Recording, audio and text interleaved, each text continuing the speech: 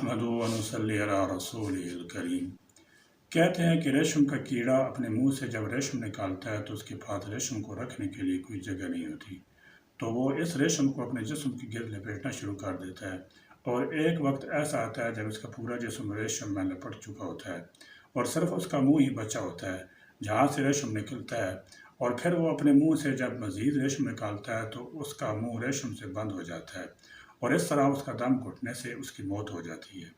وہ کیڑا تو مر جاتا ہے لیکن اس کا بنایا گیا ریشم تقریباً آنے والے 100 سال تک استعمال کیا جا سکتا ہے۔ اسی طرح اگر دیکھا جائے تو ہم سے 1 صدی پہلے جو کچھ تھا اور جو لوگ تھے، جو چیزیں تھیں، نہ ہم انہیں دیکھ سکتے ہیں، نہ ہم انہیں پہچانتے ہیں، نہ ہمیں ان کے بارے میں کچھ پتہ ہے۔ اسی طرح 1 صدی بعد ہمیں بھی نہ کوئی جانے گا، نہ کوئی دیکھے گا، نہ کوئی پہچانے گا۔ اگر کوئی چیز باقی رہتی ہے تو وہ ہے آپ کا کیا گیا کام، آپ کا کیا گیا عمل۔ حقیقت میں وہی انسان زندہ رہتا ہے جو اپنی زندگی میں دوسرے لوگوں کی بھلائی کے لیے کچھ کر کے گیا ہوتا ہے۔ اگر کوئی انسان چاہتا ہے کہ اس کے بعد اس کا نام لیا جائے تو اسے چاہیے کہ وہ اپنی زندگی میں کچھ ایسا کرے جو اس کے بعد کسی کے کام آ سکے۔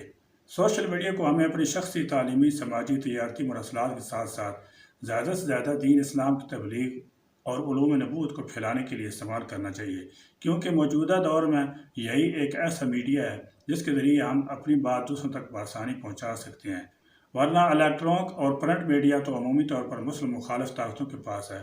نیز اگر صحیح دینی معلومات پر مشتمل کوئی پیغام مستند ذرائع سے آپ تک پہنچے تو آپ اس پیغام کو پڑھیں بھی، نیز اپنی استطاعت کے مطابق زیادہ سے زیادہ لوگوں کو بھی فارورڈ کریں، زیادہ سے زیادہ شیئر کریں، تاکہ اسلام اور اس کے تمام علوم کی زیادہ سے زیادہ اشاعت ہو سکے۔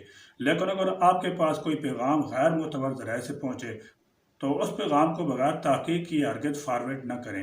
اس لیے آپ جب بھی کوئی کام کرنے لگیں تو اسے کرنے سے پہلے ایک پل کے لیے تھوڑا سا سوچ لیں کہ کہیں یہ کام، یہ چیز آپ کے مرنے کے بعد آپ کو نقصان تو نہیں پہنچائے گی۔ اس لیے لکھنے سے پہلے، کوئی ویڈیو بنانے سے پہلے، کوئی وعدہ کرنے سے پہلے، کوئی منصوبہ بنانے سے پہلے، کوئی سٹیٹس اپلوڈ کرنے سے پہلے اور کوئی بات کرنے سے پہلے 10 دفعہ سوچیں کہ کہیں یہ کام آپ کے بعد آپ کی گناہ کا باعث تو نہیں بنے گا۔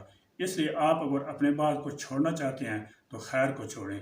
اللہ تبارک و تعالی ہمیں اعمال خیر کی توفیق دیں، ہمارے معاشرے کو مثالی معاشرے میں تبدیل فرما دیں۔